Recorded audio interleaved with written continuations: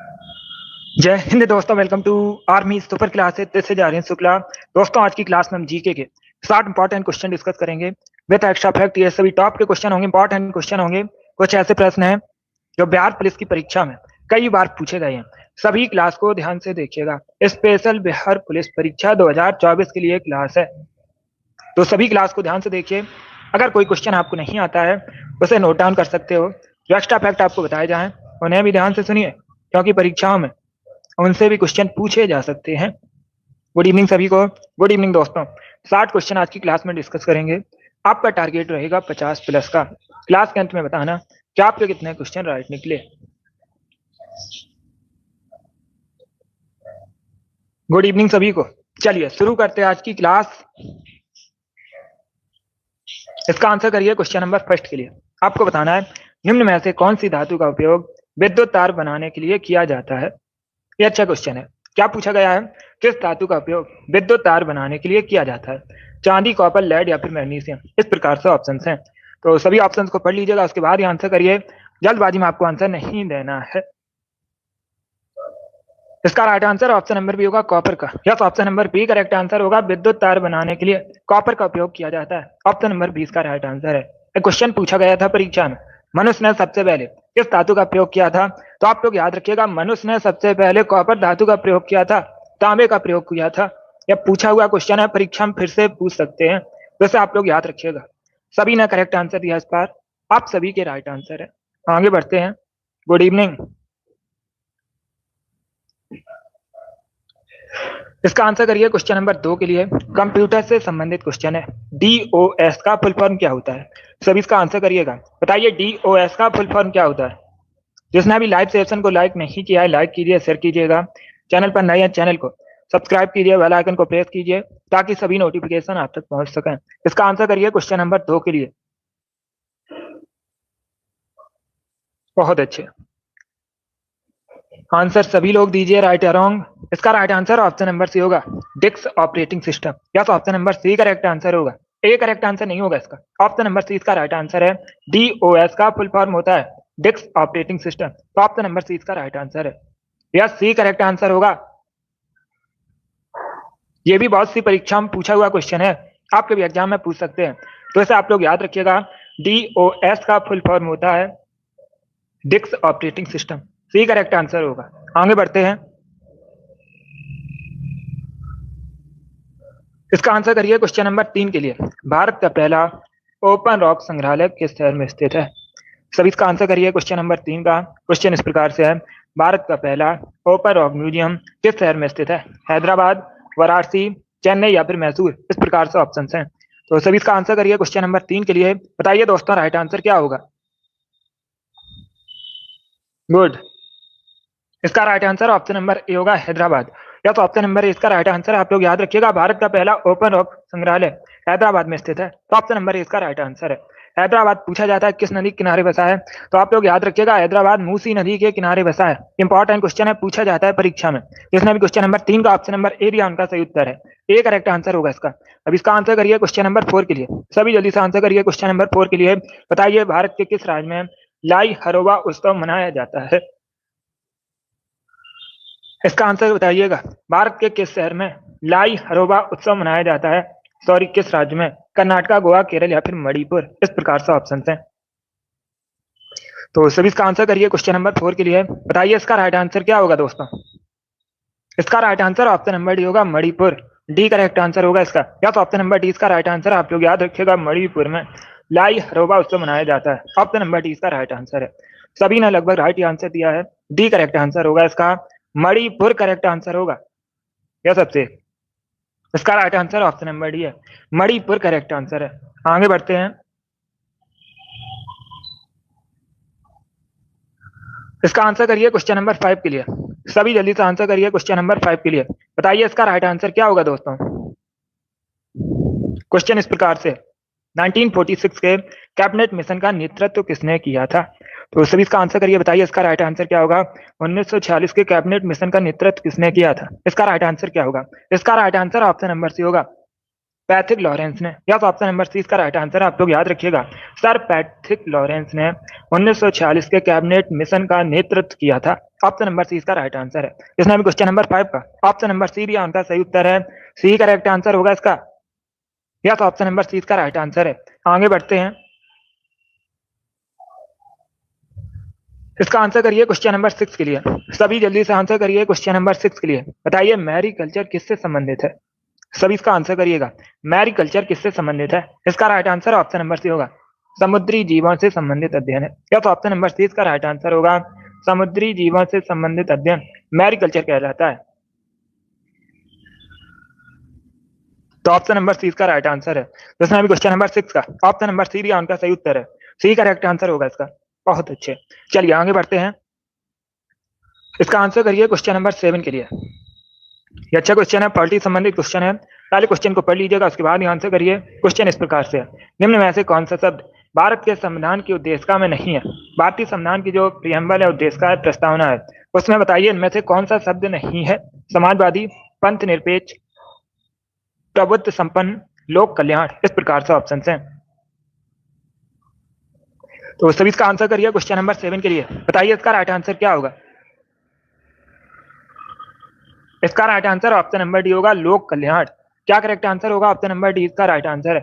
आप लोग याद रखिएगा, भारतीय संविधान की उद्देशिका में लोक कल्याण शब्द नहीं है। ऑप्शन नंबर डी इसका राइट आंसर है। बाकी आप लोग याद रखिएगा, समाजवादी, पंथ निरपेक्ष, प्रभुत्व संपन्न, ये तीनों शब्द हैं। तो ऑप्शन नंबर डी इसका राइट आंसर है। तो उसमें भी क्वेश्चन नंबर 7 का ऑप्शन नंबर डी दिया उनका सही उत्तर है।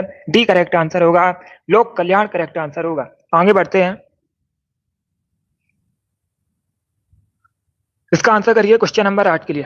आपको बताना है अल हिलाल समाचार पत्र किसने शुरू किया था? तो सभी इसका आंसर करिए क्वेश्चन नंबर 8 के लिए। बताइए इसका राइट आंसर क्या होगा? अल हिलाल समाचार पत्र किसके द्वारा शुरू किया गया था? दादा भाई नौरोजी, बाल गंगाधर तिलक, अबुल कलाम आजाद, या फिर सैयद अहमद खान, इस प्रकार से ऑप्शन हैं।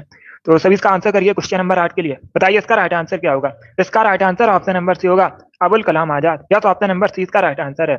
अबुल कलाम आजाद ने अल हिलाल समाचार पत्र को शुरू किया था राष्ट्रीयता के प्रचार के लिए। ऑप्शन नंबर सी इसका राइट आंसर होगा। अबुल कलाम आजाद भारत के पहले शिक्षा मंत्री थे। पूछ सकते हैं भारत के पहले शिक्षा मंत्री कौन थे? तो आप लोग याद रखिएगा, अबुल कलाम आजाद। चलिए आगे बढ़ते हैं। बहुत अच्छे, इसका आंसर करिए क्वेश्चन नंबर 9 के लिए। आपको बताना है इंडियन अरेस्ट के लेखक कौन है? सभी इसका आंसर करिए दोस्तों।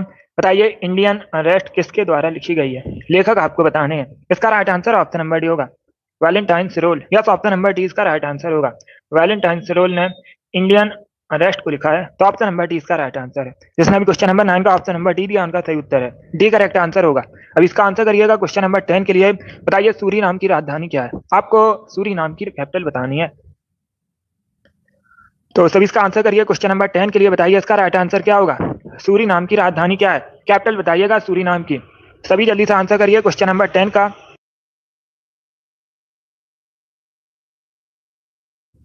बहुत अच्छे, इसका right answer option number B होगा, परामार्बो। बी करेक्ट आंसर होगा इसका। या तो ऑप्शन नंबर बी इसका राइट आंसर। आप लोग याद रखिएगा, परामार्बो सूरी नाम की राजधानी है। तो ऑप्शन नंबर बी इसका राइट आंसर है।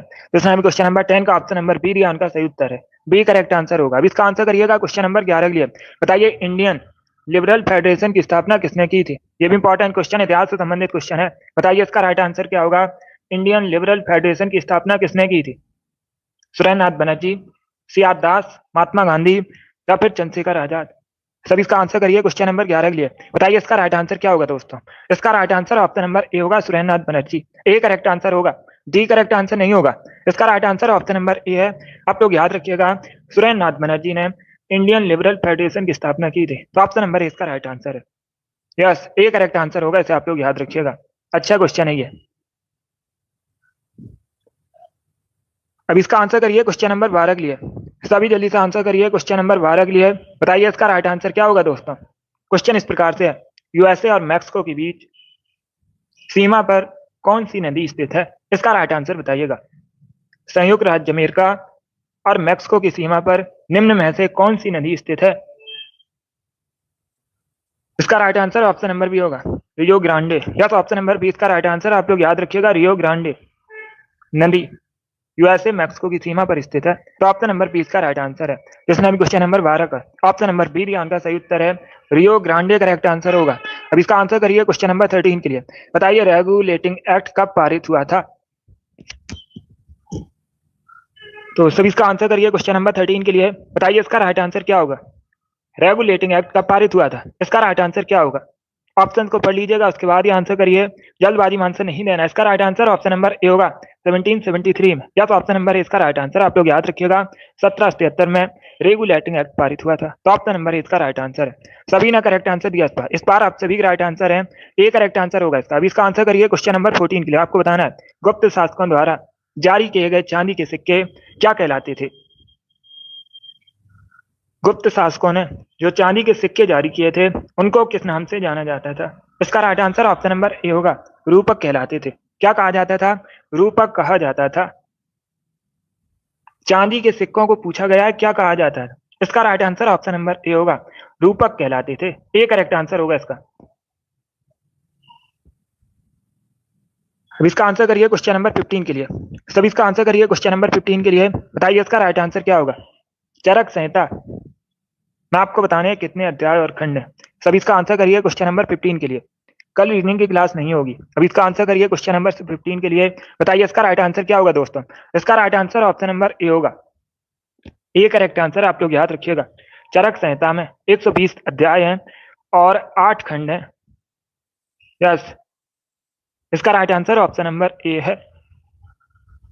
बहुत अच्छे, गुड। इसका आंसर करिए क्वेश्चन नंबर 16 के लिए। आपको बताना है गोंचा महोत्सव कहाँ मनाया जाता है? तो सभी इसका आंसर करिए क्वेश्चन नंबर 16 के लिए। बताइए इसका राइट आंसर क्या होगा? भारत के किस राज्य में गोंचा महोत्सव मनाया जाता है? छत्तीसगढ़, उड़ीसा, झारखंड या फिर कर्नाटका? इस प्रकार से ऑप्शन है। तो इसका right answer option number A होगा छत्तीसगढ़ में। या तो ऑप्शन नंबर ए इसका राइट आंसर। आप लोग याद रखिएगा छत्तीसगढ़ में गोंचा महोत्सव मनाया जाता है। इसका right answer option number A होगा। इसने अभी क्वेश्चन नंबर 16 का ऑप्शन नंबर ए दिया, उनका सही उत्तर है। अब देखिएगा छत्तीसगढ़ को भारत में धान की डलिया के नाम से भी जाना जाता है। अगर पूछा जाए परीक्षा में भारत में धान की डलिया किसे कहा जाता है, तो आप लोग याद रखिएगा छत्तीसगढ़ को भारत में धान की डलिया कहा जाता है। ये भी इंपॉर्टेंट है। Good evening. ये क्लास यूपी पुलिस के लिए भी है और आरपीएफ के लिए भी है, दोनों परीक्षाओं के लिए है। तो इसका right answer option number A होगा। जिसने अभी क्वेश्चन नंबर 16 का ऑप्शन नंबर ए दिया, उनका सही उत्तर है। चलिए आगे बढ़ते हैं। अब इसका आंसर करिए क्वेश्चन नंबर 17 के लिए। सब इसका आंसर करिए क्वेश्चन नंबर 17 के लिए। बताइए इसका राइट आंसर क्या होगा? भारतीय संविधान में आपातकालीन की अवधारणा किस देश के संविधान से ली गई है? इसका राइट आंसर बताइएगा। कनाडा, आयरलैंड, इटली या फिर जर्मनी? इसका right answer option number D होगा जर्मनी। क्या correct answer? Option number D इसका राइट आंसर। आप लोग याद रखिएगा जर्मनी के संविधान से ली गई है भारतीय संविधान में आपातकालीन की अवधारणा। ऑप्शन नंबर डी इसका राइट आंसर है। जिसने अभी क्वेश्चन नंबर 16 का ऑप्शन नंबर डी दिया, उनका सही उत्तर है जर्मनी। करेक्ट आंसर होगा इसका। ऑप्शन नंबर डी इसका राइट आंसर है। अब इसका आंसर करिए क्वेश्चन नंबर 18 के लिए। बताइए मटकी निम्न में से किस राज्य का लोकप्रिय नृत्य है?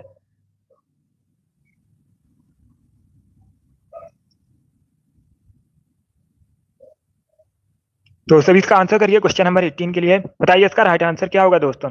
मटकी निम्न में से किस राज्य का लोकप्रिय नृत्य है? इसका right answer option number B होगा मध्य प्रदेश का। बी करेक्ट आंसर होगा। आप लोग याद रखिएगा मध्य प्रदेश का लोकप्रिय नृत्य है मटकी। ऑप्शन नंबर बी इसका राइट आंसर है। बहुत अच्छे, बी करेक्ट आंसर होगा इसका।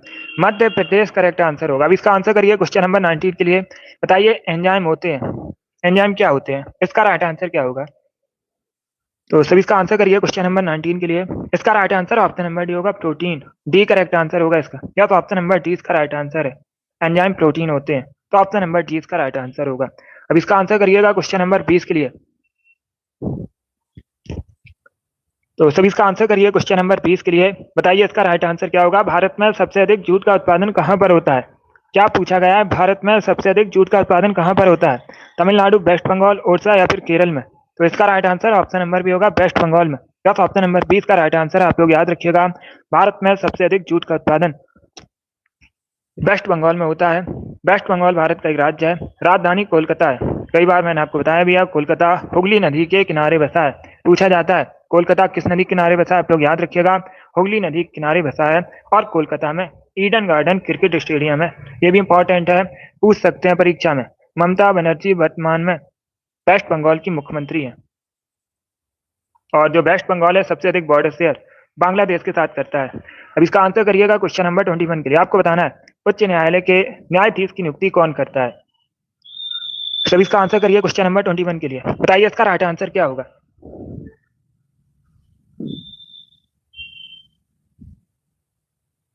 यस शिवांशु। अब इसका आंसर करिए क्वेश्चन नंबर 21 के लिए। इसका right answer option number A होगा राष्ट्रपति। ए करेक्ट आंसर होगा इसका प्रेसिडेंट। आप लोग याद रखिएगा उच्च न्यायालय के न्यायाधीश की नियुक्ति राष्ट्रपति करते हैं। तो ऑप्शन नंबर ए इसका राइट आंसर है। जिसने भी क्वेश्चन नंबर 21 का ऑप्शन नंबर ए दिया उनका सही उत्तर है। अब इसका आंसर करिए क्वेश्चन नंबर 22 के लिए। आपको बताना है भारत में राष्ट्रीय आय का आकलन सबसे पहले किसने किया था। तो सभी इसका आंसर करिए क्वेश्चन नंबर 22 के लिए। बताइए इसका राइट आंसर क्या होगा। भारत में सबसे पहले राष्ट्रीय आय का आकलन किसने किया था। सरदार पटेल, जवाहरलाल नेहरू, दादा भाई नौरोजी या फिर BKRB राव। इस प्रकार से ऑप्शन है। इसका right answer option number C होगा दादा भाई नौरोजी। या तो ऑप्शन नंबर डी इसका राइट आंसर है। आप लोग याद रखिएगा भारत में सबसे पहले राष्ट्रीय आय का आकलन दादा भाई नौरोजी ने किया था। तो ऑप्शन नंबर सी इसका राइट आंसर होगा। जिसमें भी क्वेश्चन नंबर 22 का ऑप्शन नंबर सी दिया उनका सही उत्तर है। दादा भाई नौरोजी करेक्ट आंसर होगा। अब इसका आंसर करिए क्वेश्चन नंबर 23 के लिए। आपको बताना है टेलीग्राम की स्थापना किसने की थी।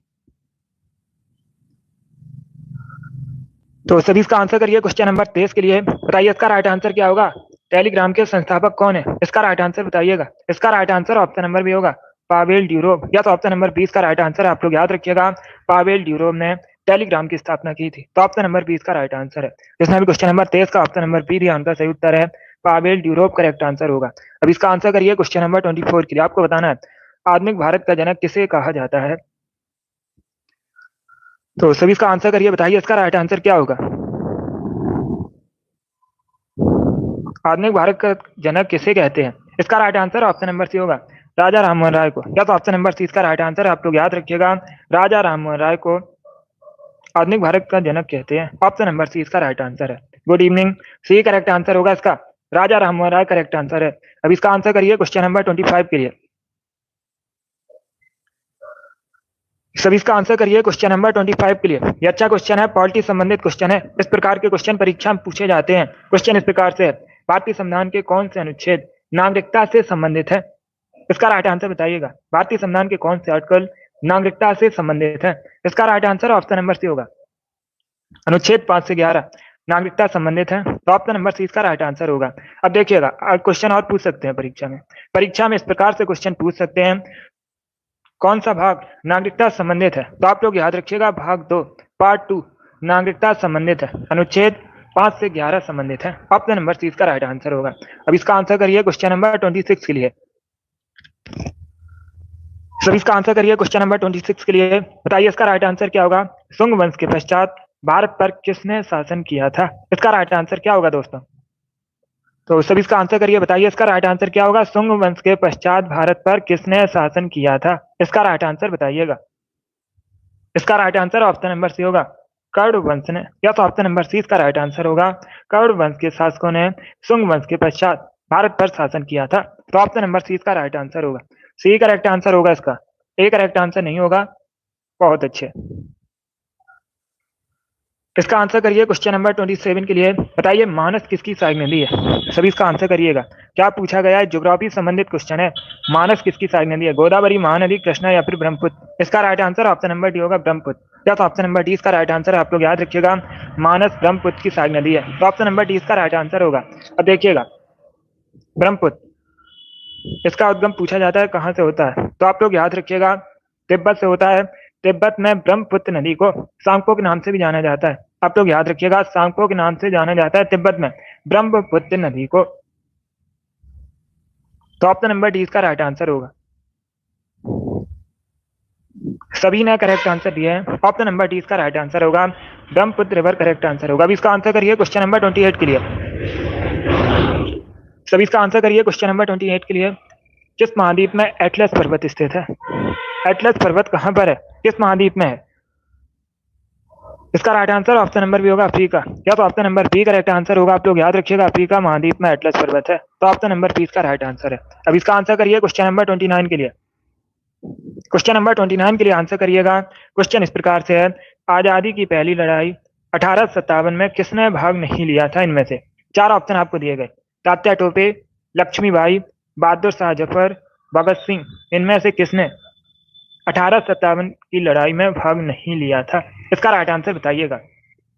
आंसर सभी लोग दीजिए, राइट या रॉन्ग आप लोग आंसर करिएगा।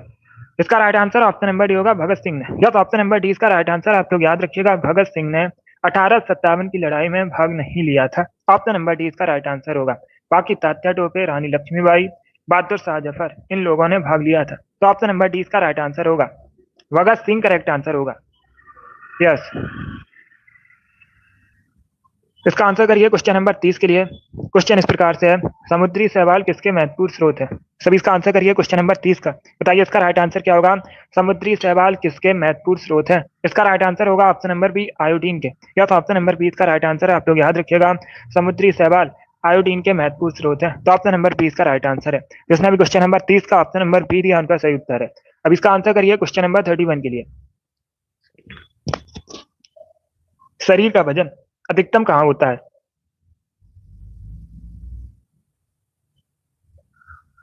सभी इसका आंसर करिए क्वेश्चन नंबर 31 के लिए। बताइए इसका राइट आंसर क्या होगा? शरीर का वजन अधिकतम होता है। इसका right answer option number B होगा, ध्रुवों पर अधिकतम होता है। यस, बी करेक्ट आंसर होगा, शरीर का जो वजन है अधिकतम ध्रुवों पर होता है। ऑप्शन नंबर बी इसका राइट आंसर होगा। अब इसका आंसर करिए क्वेश्चन नंबर 32 के लिए। आपको बताना है नालंदा विश्वविद्यालय की स्थापना किसने की थी? सभी इसका आंसर करिए क्वेश्चन नंबर 32 के लिए। क्या पूछा गया है? नालंदा विश्वविद्यालय की स्थापना किसने की थी? समुद्रगुप्त, चंद्रगुप्त, कुमारगुप्त या फिर हर्षवर्धन ने? इस प्रकार से ऑप्शन हैं। तो इसका right answer option number C होगा, कुमारगुप्त ने। या तो option number C correct answer होगा, कुमारगुप्त ने नालंदा विश्वविद्यालय की स्थापना की थी। ऑप्शन नंबर सी इसका राइट आंसर है। जिसने भी क्वेश्चन नंबर 32 का ऑप्शन नंबर सी दिया उनका सही उत्तर है, कुमारगुप्त करेक्ट आंसर होगा। अब इसका आंसर करिए क्वेश्चन नंबर 33 के लिए। आपको बताना है भारत के किस शहर को सिलिकॉन वैली कहते हैं? तो सभी इसका आंसर करिए क्वेश्चन नंबर 33 के लिए। बताइए भारत के किस शहर को सिलिकॉन वैली कहा जाता है? इसका right answer option number D होगा, बंगलुरु को। यस, ऑप्शन नंबर डी इसका राइट आंसर, आप लोग याद रखिएगा, सिलिकॉन वैली कहा जाता है बंगलुरु को। कर्नाटका की राजधानी है, कर्नाटका की राजधानी है बंगलुरु, और सिलिकॉन वैली कहा जाता है। और इलेक्ट्रॉनिक सिटी के नाम से भी जाना जाता है इसे। पूछ सकते हैं परीक्षा में, भारत में किसे इलेक्ट्रॉनिक सिटी कहते हैं? तो आप लोग याद रखिएगा बंगलुरु को। इसका आंसर करिए क्वेश्चन नंबर 34 के लिए। आपको बताना है महाराष्ट्र का सुकरात किसे कहा जाता है? सभी इसका आंसर करिए क्वेश्चन नंबर 34 के लिए। बताइए इसका राइट आंसर क्या होगा? इसका right answer option number D होगा, एम जी रानाडे को। या तो ऑप्शन नंबर डी इसका राइट आंसर होगा, एम जी रानाडे महाराष्ट्र का सुकरात कहलाते हैं। तो ऑप्शन नंबर डी इसका राइट आंसर होगा, ये एक समाज सुधारक थे। अब इसका आंसर करिए क्वेश्चन नंबर 35 के लिए। सभी इसका आंसर करिए क्वेश्चन नंबर 35 के लिए। क्वेश्चन इस प्रकार से, भारत का महासागरीय राष्ट्रीय उद्यान कहाँ पर स्थित है? ये अच्छा क्वेश्चन है, तो सभी इसका आंसर करिए। बताइए राइट आंसर क्या होगा? डी करेक्ट आंसर होगा, कच्छ में। यस, ऑप्शन नंबर डी इसका राइट आंसर है, कच्छ में भारत का महासागरीय राष्ट्रीय उद्यान स्थित है। ऑप्शन नंबर डी इसका राइट आंसर है। इसका आंसर करिए क्वेश्चन नंबर 36 के लिए। तो सभी इसका आंसर करिए क्वेश्चन नंबर 36 के लिए। बताइए इसका राइट आंसर क्या होगा? भारत में सिंचाई का सबसे प्रमुख साधन कौन सा है? सभी इसका आंसर करिएगा। भारत में सिंचाई का सबसे प्रमुख साधन बताइए कौन सा है? इसका right answer option number B होगा, कुएं और नलकूप। क्या करेक्ट आंसर होगा? 20 का राइट आंसर है, कुएं और नलकूप भारत में सिंचाई का प्रमुख साधन है। तो ऑप्शन नंबर 20 का राइट आंसर होगा। इसका आंसर करिए क्वेश्चन नंबर 37 के लिए। क्वेश्चन इस प्रकार से है, मेकांग डेल्टा कहाँ पर स्थित है? सभी इसका आंसर करिए क्वेश्चन नंबर 37 के लिए। क्या पूछा गया? मेकांग डेल्टा कहाँ पर है? भारत, अमेरिका, इंग्लैंड या फिर वियतनाम? इसका right answer option number D होगा, वियतनाम। या तो option number D correct answer होगा, वियतनाम में मेकांग डेल्टा है। तो ऑप्शन नंबर डी इसका राइट आंसर है। इसने भी क्वेश्चन नंबर 37 का ऑप्शन नंबर डी दिया उनका सही उत्तर है। अब इसका आंसर करिए क्वेश्चन नंबर 38 के लिए। क्वेश्चन इस प्रकार से है, ऑपरेशन फ्लड किससे संबंधित है? इसका right answer option number B होगा, दुग्ध उत्पादन से। यस, ऑप्शन नंबर बी इसका राइट आंसर, आप लोग याद रखिएगा, दुग्ध उत्पादन से संबंधित है ऑपरेशन फ्लड। तो ऑप्शन नंबर बी इसका राइट आंसर होगा। अब इसका आंसर करिए क्वेश्चन नंबर 39 के लिए। आपको बताना है झारखंड का शिमला किसे कहा जाता है? सभी इसका आंसर करिए क्वेश्चन नंबर 39 का, झारखंड का शिमला किसे कहते हैं? इसका right answer option number D होगा, रांची को। डी करेक्ट आंसर होगा। क्या? तो ऑप्शन नंबर डी इसका राइट आंसर है, रांची को झारखंड का शिमला कहा जाता है। तो ऑप्शन नंबर डी इसका राइट आंसर है। इसका आंसर करिएगा क्वेश्चन नंबर 40 के लिए। आपको बताना है अफ्रीकी महाद्वीप में सबसे अधिक जनसंख्या वाला देश कौन सा है? ये अच्छा क्वेश्चन है, तो सभी इसका आंसर करिए क्वेश्चन नंबर 40 के लिए। अफ्रीका महाद्वीप में सबसे अधिक जनसंख्या वाला देश आपको बताना है। उत्तरी अफ्रीका, नाइजीरिया, इथियोपिया या फिर लीबिया। इसका right answer option number B होगा Nigeria. Yes, B correct answer होगा नाइजीरिया। अफ्रीकी महाद्वीप में सर्वाधिक जनसंख्या वाला देश है। बी करेक्ट आंसर होगा इसका। नाइजीरिया करेक्ट आंसर है, लीबिया करेक्ट आंसर नहीं होगा। इसका right answer option number B है। नाइजीरिया में सबसे अधिक जनसंख्या है अफ्रीका महाद्वीप में, तो ऑप्शन नंबर बी इसका राइट आंसर है। इसका आंसर करिए क्वेश्चन नंबर 41 के लिए। आपको बताना है चाइना असम के किस दिशा में स्थित है। सभी इसका आंसर करिए क्वेश्चन नंबर 41 के लिए। क्या पूछा गया है? चाइना असम के किस दिशा में स्थित है? उत्तर, पूर्व, दक्षिण या फिर पश्चिम। इसका right answer option number A होगा, उत्तर दिशा में है। या तो ऑप्शन नंबर ए इसका राइट आंसर है। चाइना असम के उत्तर दिशा में स्थित है, तो ऑप्शन नंबर ए इसका राइट आंसर होगा। भारत का पड़ोसी देश है चाइना। भारत बॉर्डर शेयर भी करता है चाइना के साथ। एशिया महाद्वीप के अंतर्गत आता है चाइना। राजधानी बीजिंग है। शी जिनपिंग वर्तमान में चाइना के प्रेसिडेंट हैं। अभी इसका आंसर करिए क्वेश्चन नंबर 42 के लिए। कौन सी भारत में इनमें से मीठे पानी की झील नहीं है? चार ऑप्शन दिए गए हैं, बताइए इसका राइट आंसर क्या होगा। इनमें से कौन सी भारत में मीठे पानी की झील नहीं है? इसका राइट आंसर बताइएगा। लोकटक, सांबर, बड़ा पानी या फिर भीमताल। तो सभी इसका आंसर करिए क्वेश्चन नंबर 43 के लिए। इसका right answer option number B होगा, सांबर लेक। या तो ऑप्शन नंबर बी इसका राइट आंसर है। सांबर लेक एक खारे पानी की झील है। कहाँ पर है पूछ सकते हैं? राजस्थान में। ये पूछा जाता है सांबर लेक कहाँ पर है? राजस्थान में है। कैसी झील है? एक खारे पानी की झील है, तो ऑप्शन नंबर बी इसका राइट आंसर होगा। बाकी सभी मीठे पानी की झील है। लोकटक, बड़ा पानी, भीमताल, ये सभी मीठे पानी की झील है, तो ऑप्शन नंबर बी इसका राइट आंसर होगा। जिसने अभी क्वेश्चन नंबर 42 का ऑप्शन नंबर बी दिया उनका सही उत्तर है। अब इसका आंसर करिए क्वेश्चन नंबर 43 के लिए। आपको बताना है तक्षशिला वर्तमान में कहाँ पर है। तो सभी इसका आंसर करिए क्वेश्चन नंबर 43 के लिए। क्या पूछा गया? वर्तमान में तक्षशिला कहाँ पर है? पाकिस्तान, अफगानिस्तान, भारत या फिर ईरान में। इसका right answer option number A होगा, पाकिस्तान में। ए करेक्ट आंसर होगा, वर्तमान में पाकिस्तान में तक्षशिला, तो ऑप्शन नंबर ए इसका राइट आंसर है। इसका आंसर करिए क्वेश्चन नंबर 44 के लिए। ऐरावतेश्वर मंदिर भारत में कहाँ पर है? क्वेश्चन नंबर 44 इस प्रकार से है, ऐरावतेश्वर मंदिर भारत में कहाँ पर है? तेलंगाना, वेस्ट बंगाल, राजस्थान या फिर तमिलनाडु में। इसका right answer option number D होगा, तमिलनाडु में। या तो ऑप्शन नंबर डी इसका राइट आंसर है, तमिलनाडु में है ऐरावतेश्वर मंदिर, तो ऑप्शन नंबर डी इसका राइट आंसर है। अब इसका आंसर करिए क्वेश्चन नंबर 45 के लिए। सभी जल्दी से आंसर करिए क्वेश्चन नंबर 45 के लिए। क्वेश्चन इस प्रकार से है, मूसी किसकी सहायक नदी है? बताइए मूसी निम्न में से किसकी सहायक नदी है? कृष्णा, गंगा, गोदावरी या फिर यमुना। ए करेक्ट आंसर होगा कृष्णा की। यस, ऑप्शन नंबर ए इसका राइट आंसर है। मूसी कृष्णा की सहायक नदी है, तो ऑप्शन नंबर ए इसका राइट आंसर है। जिसने भी क्वेश्चन नंबर 45 का ऑप्शन नंबर ए दिया उनका सही उत्तर है। अब इसका आंसर करिएगा क्वेश्चन नंबर 46 के लिए। बताइए पोमोलॉजी का अध्ययन किससे संबंधित है? पोमोलॉजी में किसका अध्ययन किया जाता है? फलों का, फूलों का, सब्जियों का या फिर जड़ों का। 46 है ये क्वेश्चन नंबर। तो सभी इसका आंसर करिए क्वेश्चन नंबर 46 के लिए। इसका right answer option number B होगा, फलों का अध्ययन किया जाता है। फलों से संबंधित अध्ययन पोमोलॉजी में किया जाता है, ऑप्शन नंबर बी इसका राइट आंसर है। अब इसका आंसर करिएगा क्वेश्चन नंबर 47 के लिए। आपको बताना है बिजली की खपत की इकाई क्या है। सभी जल्दी से आंसर करिए क्वेश्चन नंबर 47 के लिए। बताइए इसका राइट आंसर क्या होगा। बिजली की खपत की इकाई बताइएगा। बी करेक्ट आंसर होगा, किलोवाट घंटा। यस, ऑप्शन नंबर बी इसका राइट आंसर है, किलोवाट घंटा बिजली की खपत की इकाई है, ऑप्शन नंबर बी इसका राइट आंसर है। अब इसका आंसर करिए क्वेश्चन नंबर 48 के लिए। आपको बताना है आंतरिक व्यापार किससे संबंधित है। सभी इसका आंसर करिए क्वेश्चन नंबर 48 के लिए। आंतरिक व्यापार किससे संबंधित है? इसका right answer option number B होगा, थोक बाजार से। Yes, option number B correct answer है। आंतरिक व्यापार थोक बाजार से संबंधित है, तो ऑप्शन नंबर बी इसका राइट आंसर होगा। अब इसका आंसर करिए क्वेश्चन नंबर 49 के लिए। बताइए क्वांटम सिद्धांत को किसने प्रतिपादित किया था? सभी इसका आंसर करिएगा। क्वांटम सिद्धांत को किसने प्रतिपादित किया था? इसका राइट आंसर क्या होगा? इसका right answer option number B होगा, मैक्स प्लैंक ने। बी करेक्ट आंसर होगा इसका। मैक्स प्लैंक ने क्वांटम सिद्धांत को प्रतिपादित किया था, तो ऑप्शन नंबर बी इसका राइट आंसर है। अब इसका आंसर करिए क्वेश्चन नंबर 50 के लिए। आपको बताना है निम्न में से कौन लोकसभा में बहुमत दल का नेता होता है। क्या पूछा गया? इनमें से कौन लोकसभा में बहुमत दल का नेता होता है? इसका राइट आंसर होगा option number B, prime minister. B correct answer होगा, प्रधानमंत्री लोकसभा में बहुमत दल का नेता होता है, ऑप्शन नंबर बी इसका राइट आंसर है। जिसने भी क्वेश्चन नंबर 50 का ऑप्शन नंबर बी दिया उनका सही उत्तर है। अब इसका आंसर करिए क्वेश्चन नंबर 51 के लिए। वर्तमान में बताइएगा जम्मू कश्मीर के उपराज्यपाल कौन है। जम्मू कश्मीर भारत का एक केंद्र शासित प्रदेश है, पाकिस्तान के साथ बॉर्डर शेयर करता है। पूछा जाता है जम्मू कश्मीर किसके साथ बॉर्डर शेयर करता है, तो आप लोग याद रखिएगा पाकिस्तान के साथ बॉर्डर शेयर करता है। वर्तमान में उपराज्यपाल कौन है? मनोज सिन्हा।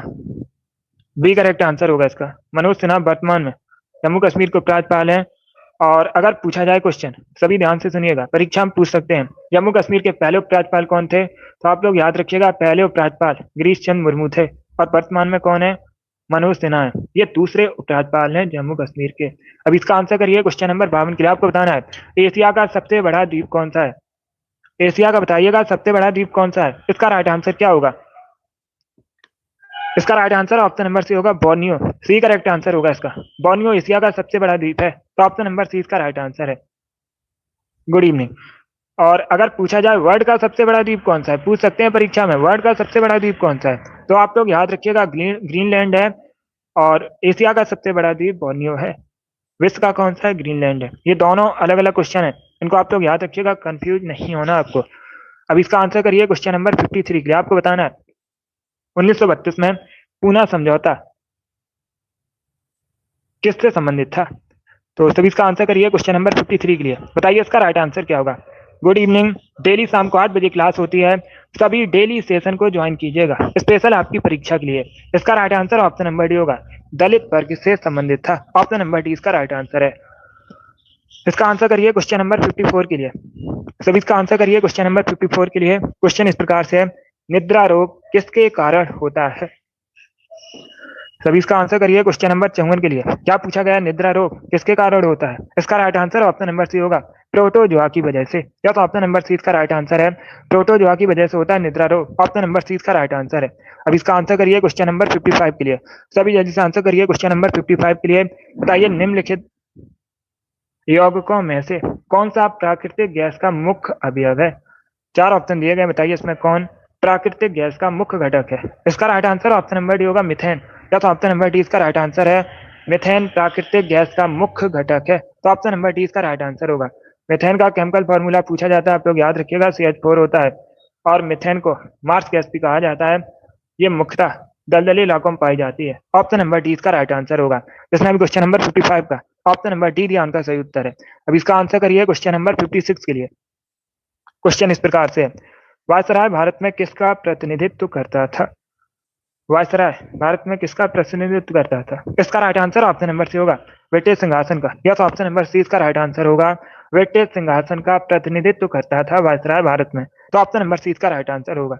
इसमें भी क्वेश्चन नंबर 56 का ऑप्शन नंबर सी दिया उनका सही उत्तर है। सी करेक्ट आंसर होगा, डी करेक्ट आंसर नहीं होगा इसका, ऑप्शन नंबर सी इसका राइट आंसर है। अब इसका आंसर करिए क्वेश्चन नंबर 57 के लिए। आपको बताना है निम्न में से कौन एक उत्तर भारतीय नृत्य है? 4 ऑप्शन दिए गए, कथक, कथकली, ओडिसी या फिर मणिपुरी। इस प्रकार से ऑप्शन हैं, बताइए इनमें से कौन एक उत्तर भारतीय नृत्य है? इसका राइट आंसर क्या होगा? तो सभी इसका आंसर करिए क्वेश्चन नंबर 57 के लिए। इसका right answer option number A होगा, कथक। एक क्लासिकल डांस है और ये उत्तर भारत से संबंधित है। ऑप्शन नंबर ए इसका राइट आंसर होगा। कथकली पूछा जाता है मुख्यतः कहाँ संबंधित है? केरला संबंधित है, आप लोग याद रखिएगा। ओडिसी ओडिशा संबंधित है, मणिपुरी मणिपुर से संबंधित है। 4 ऑप्शन को याद रखिएगा, ये चारों क्लासिकल डांस हैं। अब इसका आंसर करिए क्वेश्चन नंबर 58 के लिए। क्वेश्चन इस प्रकार से है, मीमांसा दर्शन के प्रतिपादक कौन थे? क्या पूछा गया? मीमांसा दर्शन के प्रतिपादक कौन है? इसका राइट आंसर क्या होगा? इसका right answer option number D होगा, जैमिनी। या तो ऑप्शन नंबर डी इसका राइट आंसर होगा, जैमिनी मीमांसा दर्शन के प्रतिपादक हैं, तो ऑप्शन नंबर डी इसका राइट आंसर है। अब इसका आंसर करिएगा क्वेश्चन नंबर 59 के लिए। आपको बताना है पीसी का फुल फॉर्म क्या होता है, सभी इसका आंसर करिएगा। बताइए पीसी का फुल फॉर्म क्या होता है? इसका राइट आंसर होगा option number A, personal computer. या तो ऑप्शन नंबर ए इसका राइट आंसर है, पीसी का फुल फॉर्म होता है पर्सनल कंप्यूटर, तो ऑप्शन नंबर ए इसका राइट आंसर है। इसमें भी क्वेश्चन नंबर 59 का ऑप्शन नंबर ए दिया उनका सही उत्तर है। अब इसका आंसर करिए क्वेश्चन नंबर 60 के लिए। आज का लास्ट क्वेश्चन है,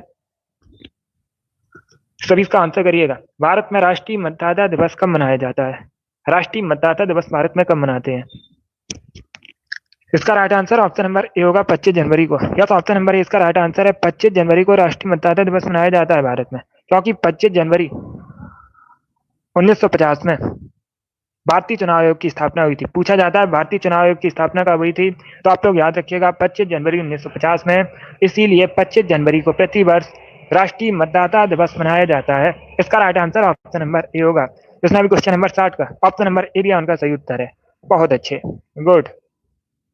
चलिए दोस्तों, आज की क्लास में हमने जीके के 60 इंपॉर्टेंट क्वेश्चन डिस्कस किए with extra fact. I hope आप सभी को ये प्रश्न समझ आए होंगे। सो क्लास को लाइक कीजिए, शेयर कीजिए, चैनल पर नए हैं चैनल को सब्सक्राइब कीजिएगा, बेल आइकन को प्रेस कीजिए ताकि सभी नोटिफिकेशन आप तक पहुंच सकें। ये वाली डेली शाम को 8 बजे क्लास होती है, सभी लोग लाइव सेशन को डेली ज्वाइन कीजिएगा। गुड।